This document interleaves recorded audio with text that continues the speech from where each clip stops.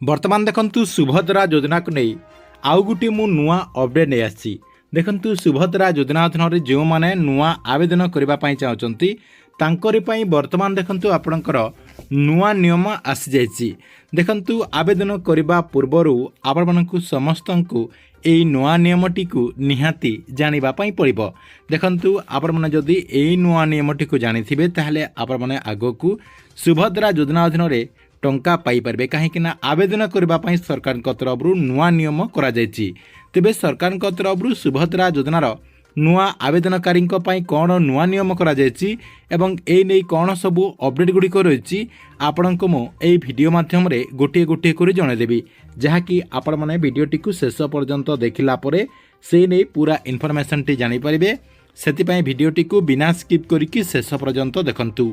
ता पूर्वरु भिडियो को गोटे लाइक कर दियंतु एवं जो माने चैनल टी को एजाय सब्सक्राइब करनांती चैनल टी को सब्सक्राइब कर दियंतु। प्रथम देखंतु आपण मानकु मु समस्त को जणे दउची नुआ आवेदनकारी पई खुशी खबर रही 2026-27 आर्थिक वर्ष पई सुभद्रा नुआ पंजीकरण आपणकर अप्रैल 1 तारिख रु 30 तारिख पर्यंत एक मास पई सुभद्रा योजना जो पोर्टाल रही से पोर्टाल माध्यम रे आपण माने जहाँकि आवेदन करि परिबे। अर्थात कहबाक गले सुभद्रा योजना जो पोर्टाल रही से पोर्टाल रे नुआ हिताधिकारी पंजीकरण करें। आपण पाखरे जो सीएससी सेंटर रही से सीएससी सेंटर रे आवेदन करें।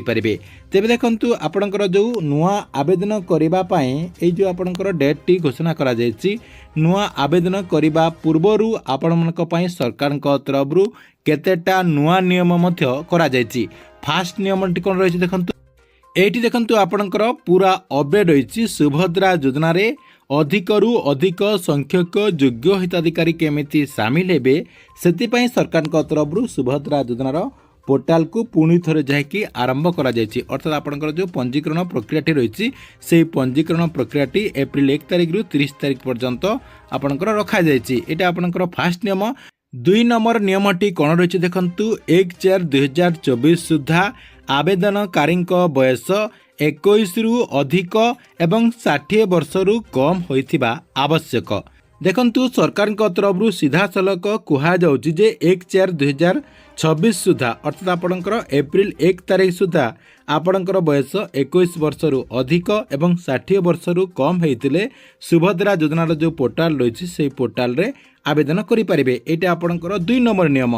3 नंबर नियम देखंतु पूर्वरु जो माने सुभद्रा योजना अधीन रे फास्ट आवेदन कर देचंती अर्थात आपण माने जदि सुभद्रा योजनार जो वेबसाइट रही से वेबसाइट रे पंजीकरण थरे करि सारिचंती ताहले आपण माने द्वितीय थर आउ पंजीकरण करि परिबे नाही। एटा आपणकर 3 नंबर नियम गला।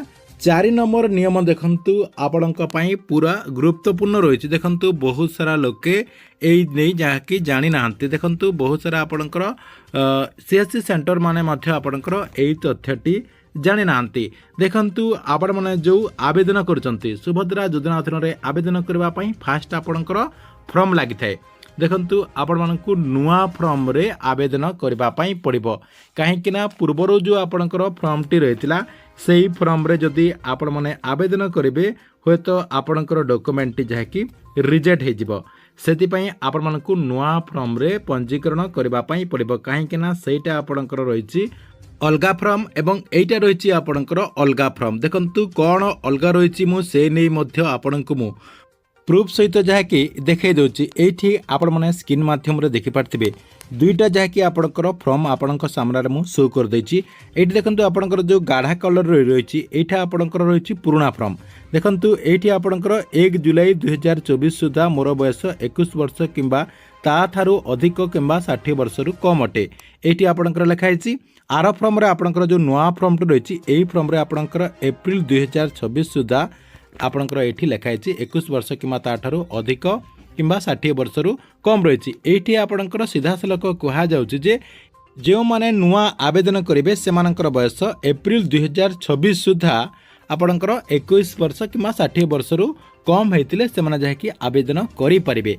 देखंतु सेति पई जो माने नुआ आवेदन करूचंती ताहले आपण माने देखि चाहिकि जाकी आवेदन करंतु। आपण जाकी नुआ फॉर्म रे ही आवेदन करंतु। पुराना फॉर्म रे आवेदन जहाँकि करंतु नाही। देखंतु एई फॉर्मटी जदि आपण माने पाई पारु नाहंती ताहले एई वीडियो डिस्क्रिप्शन रे आमर टेलीग्राम चैनल रही से टेलीग्राम चैनल रे जॉइन होगी यही पीडीएफ टी आप जहाँकि पाइपर कहवा गले सुभद्रा योजनार जो नुआ फॉर्म टी कहुच्छे नुआ फॉर्म टी आपने पाइपर।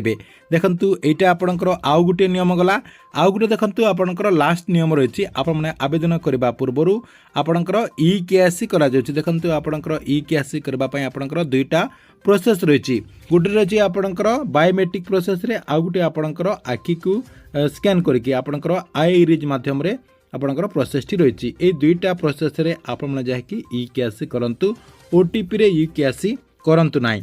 नेक्स्ट रही आपणकर आधार कार्ड टी बैंक अकाउंट रे डीबीटी प्रथमे करंतु तापरे आपण सुभद्रा योजना अधीन रे आवेदन करंतु एवं जो बैंक रे आपणकर आधार कार्ड टी डीबीटी एक्टिव रही सेई बैंक रो नाटी जहाँकि आपण एई फॉर्म रे लेखंतु।